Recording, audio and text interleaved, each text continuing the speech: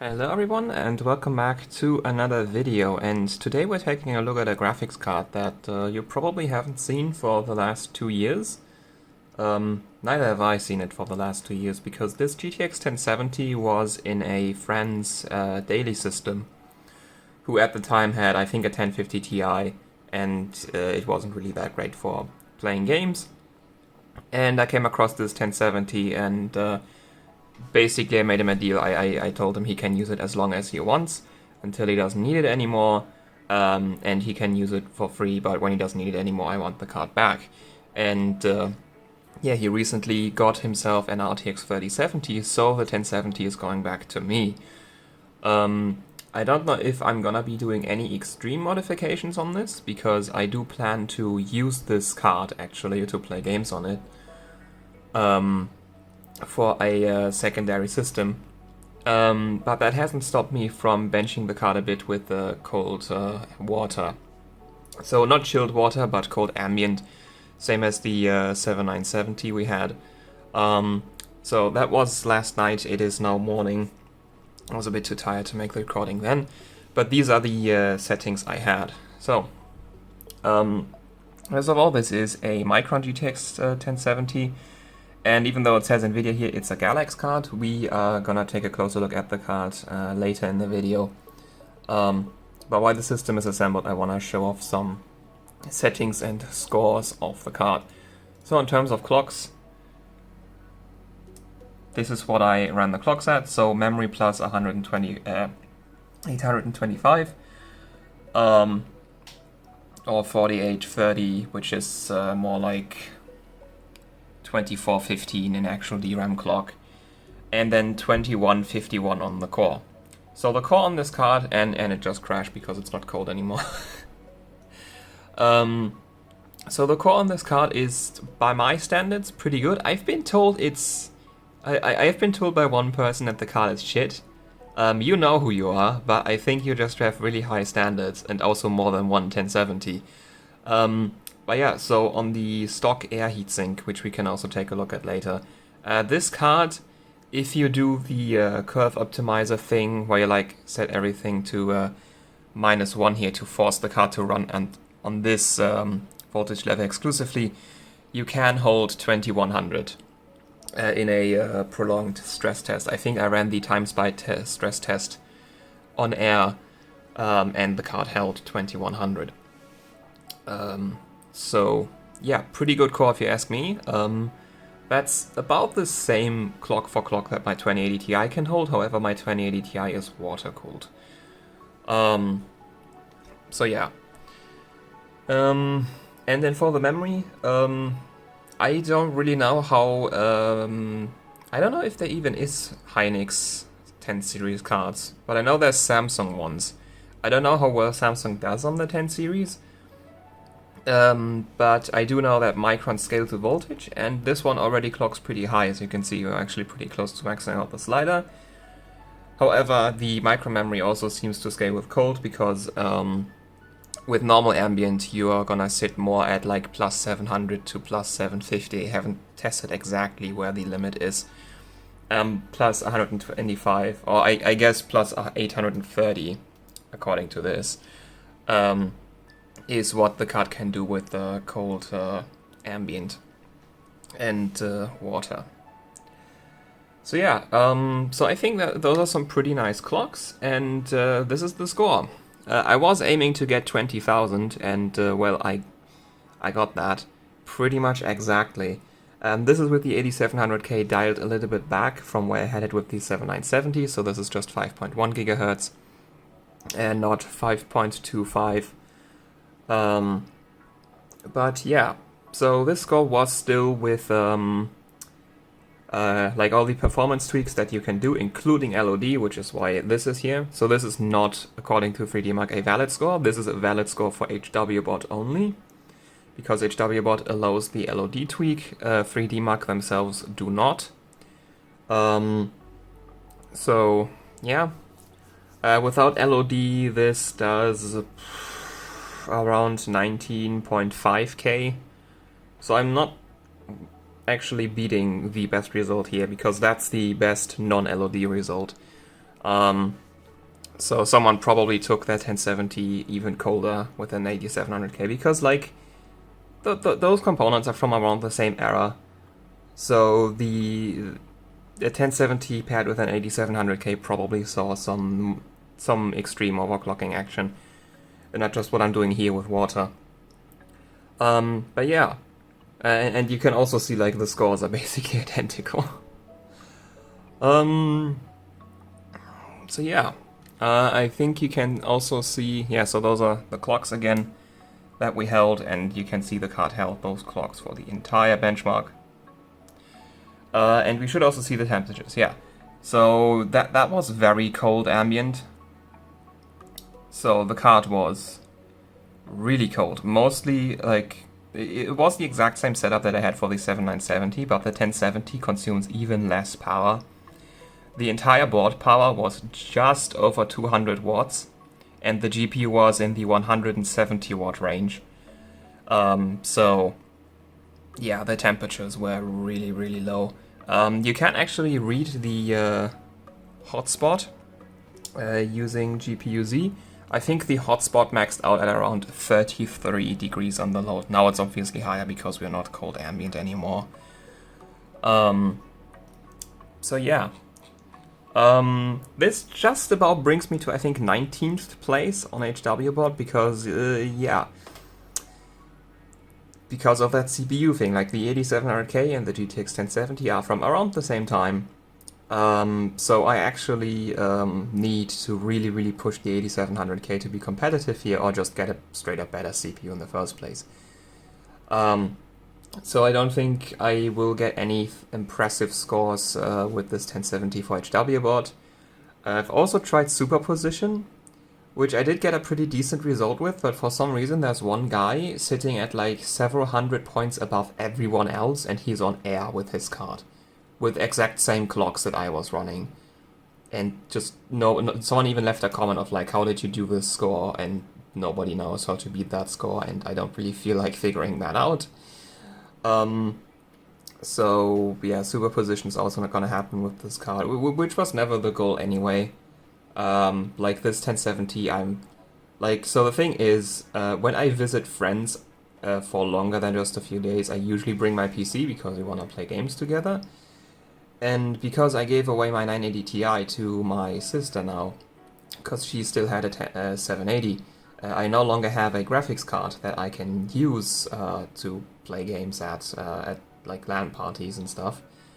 Because the best thing I have now is a 780 Ti, and that's not really enough anymore for 1080p high refresh rate. So this is what I'm gonna be using this 1070 for. Because otherwise I would have to bring my daily rig, which is very, very heavy, because it's water cooled, and yeah, basically it's really, really heavy and hard to move, whereas my test bench is pretty light and even has a case that has handles on it, so it can be moved pretty easily. So there is that. I think we can take a closer look at the card now. So before we disassemble the system and I show you the card, like gonna do a smaller PCB overview. Here you can see the setup as I ran it yesterday. So here you can see the PCB of the card. If you watch my really old videos, you will already have seen this PCB. So pretty standard setup, 3 smart block on the card, and it actually has a nice dedicated VRM heatsink. Even has a thermal pad for the backside. There's a small thermal pad in there for the back plate. Only the VRM though. There's nothing for the memory or the the core has a hole. There's a hole where the core is. But it's better than nothing. And this backplate really has a lot of screw points, so this actually gives the card a lot of rigidity, which I like. So that's the card set up. And I think we can now. I'm gonna remove the water block from the card. I'm gonna take the card out of the system, and we're gonna take a closer look at the PCB, because the last time I looked at the PCB, I knew next to nothing about VRMs. So we're gonna do this again, and this time, hopefully, properly. So see you soon. So here we have the card. I've also removed the VRM heatsink, so we can see our VRM. So, as you can pretty obviously see, this is a custom PCB GTX 1070. I think, actually I don't know, the reference 1080 comes with a 4-phase using dual end FETs. I don't know if the reference 1070 also comes with a 4-phase or even a 3-phase. It might be a 3-phase. So, either way you look at it, this VRM is a pretty substantial upgrade, even though it is also not all that fancy. So, from what I've seen, most custom GTX 1070s go for a 6+1 phase VRM configuration. This one's different in the fact that it goes for a 5+2 instead. So you can see the inductances of these inductors. You can see we have 5 220 nanohenry inductors and then 2 360 nanohenry inductors. I hope I read those values right. So we have a 5-phase vCore and a 2-phase memory VRM.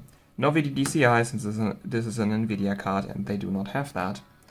And then we also have a minor rates here. This should be, actually I don't know. This is either, usually PEX is in this place, and then, yeah, I think this is PEX, and then 1.8 volts is over here. I'm not entirely sure which one. You can also just use these to compare resistances. Because you do have measurement pads for like around 5 volts, VMEM, PEX, vCore, and 1.8 volts. And I think I should mention that this is a Galax card, as the heatsink says, which is kind of weird because usually in Europe, which is where I'm in Germany, Galax is actually known as KFA2 because there were some legal difficulties with getting their Galax trademark registered here. So they opened up this second brand. But then again, this is a Galax branded card, probably because this card's originated outside of the European Union, because I did buy this card used already on eBay. So who knows where it comes from, but that's the card. Also, before we get into the nitty-gritty details, so I cleaned the card. It looks quite clean, you could say. The card, of course, did not come in this state. It was pretty dirty. You can kind of see it here. Don't be confused by this water block I put on here. That's just so that I can put the cooler down without the thermal paste touching the thermal pads touching the desk. So you can kind of see how this card looked. I did clean the card. There's also a VRM heatsink. So basically when I got the card back from my friend, I wanted to test it out and the card just didn't work. So it didn't want to put out an image. Then it did put out an image, but only booted up at 4x or 8x PCIe, never 16x. And then when I managed to run the card at 8x, it crashed right after completing a benchmark, and then I didn't get an image again for a long time, and I started troubleshooting the card, and vCore was stuck at 800 millivolts, which on Pascal means the GPU is not initializing properly, because if it was, it would be going down to 750 millivolts once the card is initialized. So there was something major wrong with this card. I also took resistance measurements. Memory and core checked out, but PEX at 1.8 volts were significantly lower than what I saw should be expected. So I think for... Oh man, I hope I'm not confusing these. But I think for PEX you are expecting to see at least 900 ohms. I saw 150, and for 1.8 volts I think you want to see at least 60 ohms. I saw 22. So if you remember the 1080 Ti I troubleshooted, that indicates a dead core. This one isn't a dead core, as you just saw. I don't know why these resistances are so low. However, that doesn't mean that the 1080 Ti is not magically working. That card has more than those issues. But yeah, so the card was kind of weird, and yeah, so I decided just to, I'm just gonna give the card a good wash and then dry it. So like I used my hair dryer, which goes over 100 degrees. So I just did that to like do a first check that no moisture is left, and then I just put the card on my hot plate set at 120 degrees for a couple hours. And then it was completely dry and I was able to use it again. So that's why it might look a bit newer than it actually is. This card already had an extensive service life. But yeah, so after the wash, the card worked properly, 16x registers, the card runs completely stable, overclocks the same as it did back then. And with some more experience I gained since then, I was able to push it even further, as you can see. And yeah, so basically that's the story behind the card. Then let's get into our kind of small PCB overview, where we have the card already disassembled. So this being a GTX 1070, it is of course being controlled by a UP9511P voltage controller for vCore, and then this here it's one of those cryptic Richtech controllers again that I need to decode first. I have a PDF that says all of the most of them at least. Can the camera focus? So that's the vMem controller. That's the vCore controller. And then down here we have an INA3221 for power monitoring. Then we also have shunts. This should be PCI Express slot, and then these two up here should correspond to these power inputs. Note that on 10 series you can't just remove the INA3221, which you can do on 700 and I think also 900 series. If you remove it there, the power limit is just gone. If you remove it on 10 series, the card will be locked into save mode and you cannot run it properly. So sadly, we can't just get rid of the INA3221 to lift the power limit. Not that the power limit is really an issue here. This card has a 250 watt limit, which I did not come close even. As I said, I barely went over 200 watts when I was benching this. So I think the power limit is not really gonna be an issue here. And neither is gonna be the VRM. So, UP9511, 5-phase, we could theoretically go up to 8 phases. This controller supports 8 phases at up to 600 kilohertz switching frequency. But we have a 5-phase here with one high side, 2 low side MOSFETs. So these are discrete MOSFETs, not dual end FETs, not power stages, not DHMOSs or anything. These are just good old simple discrete MOSFETs. And the MOSFETs we have, so, can you see that? Yep, so for the high side we have an MDU 1514, and for the low side we have two MDU 1511s. So, I have the data sheets wrote up on my monitor, my second monitor here. So, the high side MOSFET, yeah, I don't really remember what good rise and fall times and stuff all that is for high sets, so I'm just gonna say what it has. 7.9 nanoseconds turn on delay, 11.5 nanoseconds rise time, 27 nanoseconds turn off delay time, and 8.3 nanoseconds fall time. And if you care about the RDS on, it's 6 milliohms, and it has a continuous drain current of 22.8 amps at 25 degrees ambient. So then from the low side, we have two of these. So our RDS on of 2.4 milliohms gets halved to 1.2 milliohms per phase, since they are in parallel, which is pretty good. And then the continuous drain current, 25 degrees ambient, is 36.1 amps, which is not all that impressive. Especially compared to the TK's 25 degrees measurement, which is 100 amps.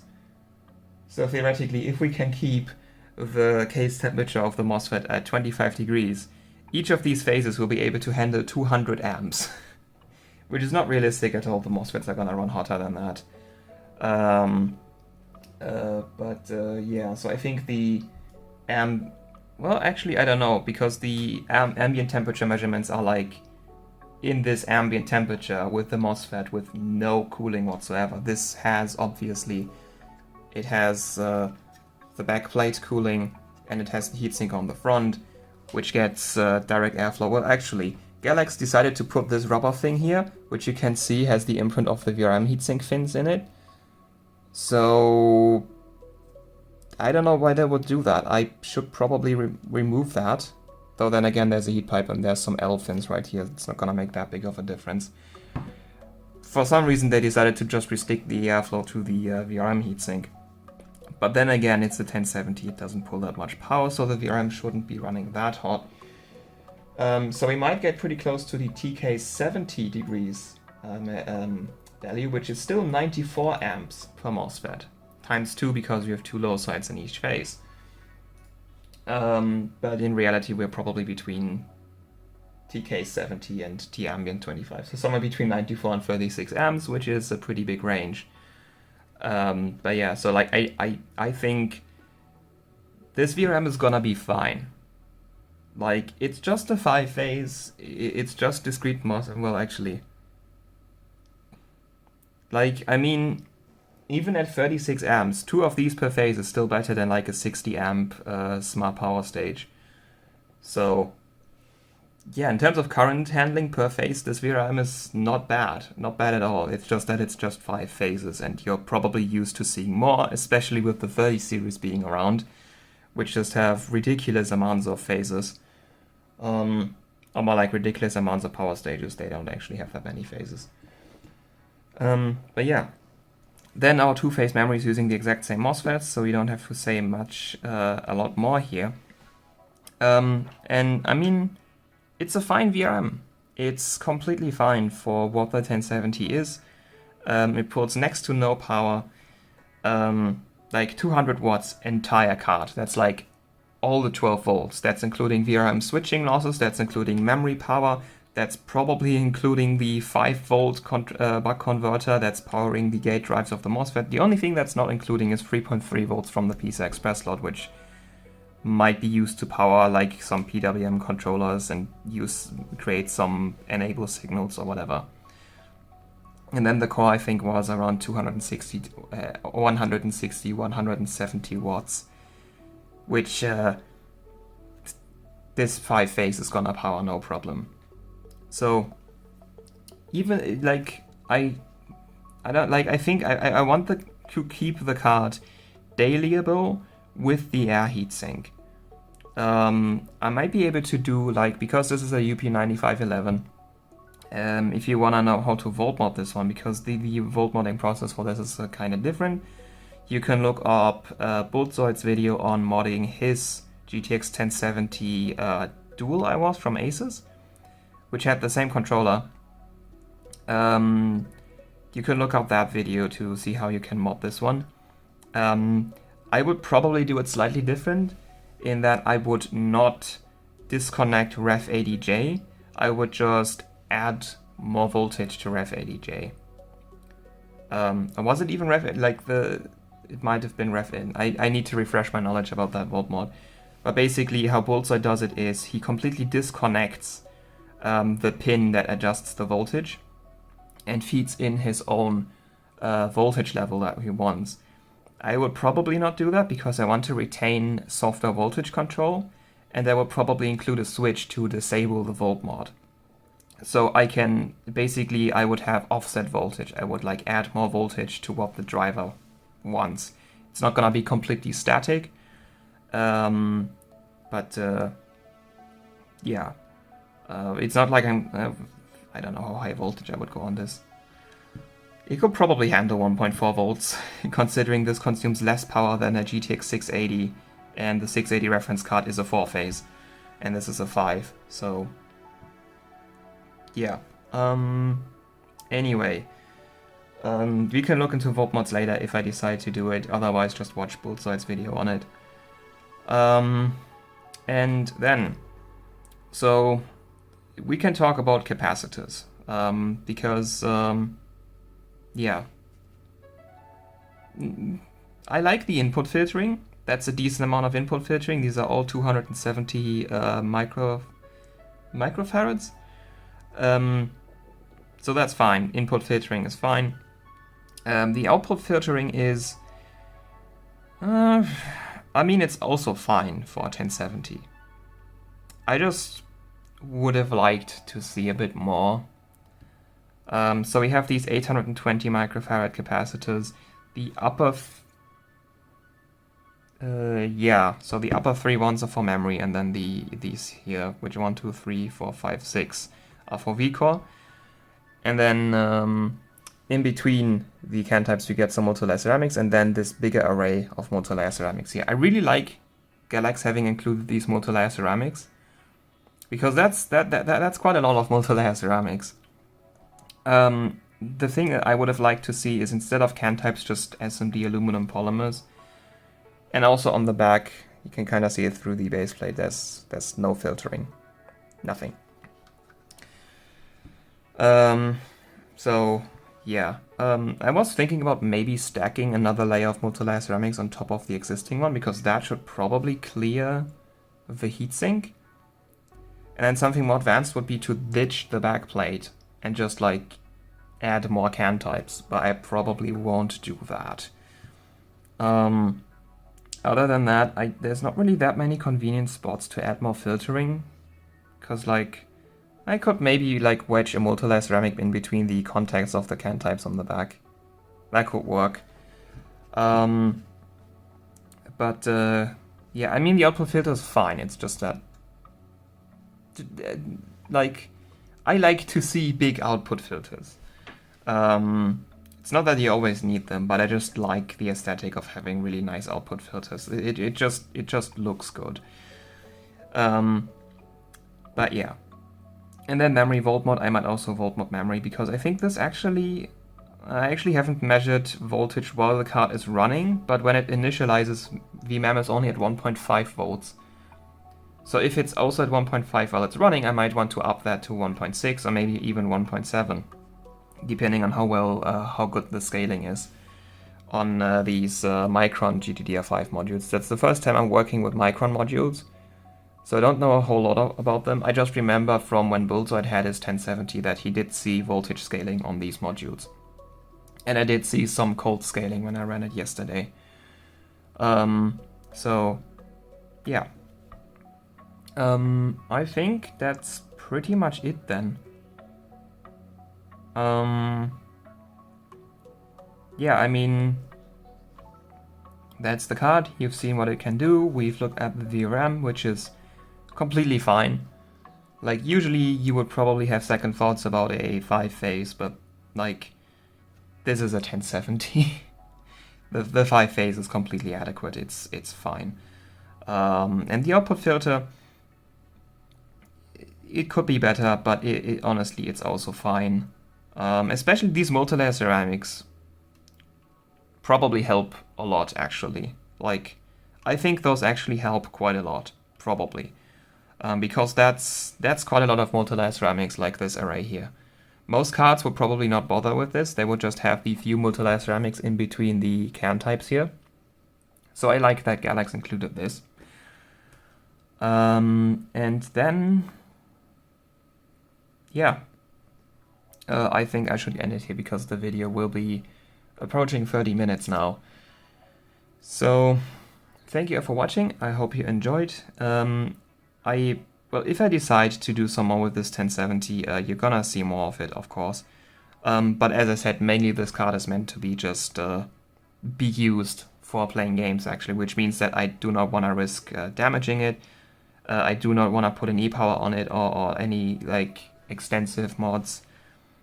And yeah, even if I did, like my CPU is just not all that great. Like the CPU is becoming kind of a bottleneck with cards this modern. So yeah. Thank you for watching. Hope you enjoyed, and until next time, goodbye.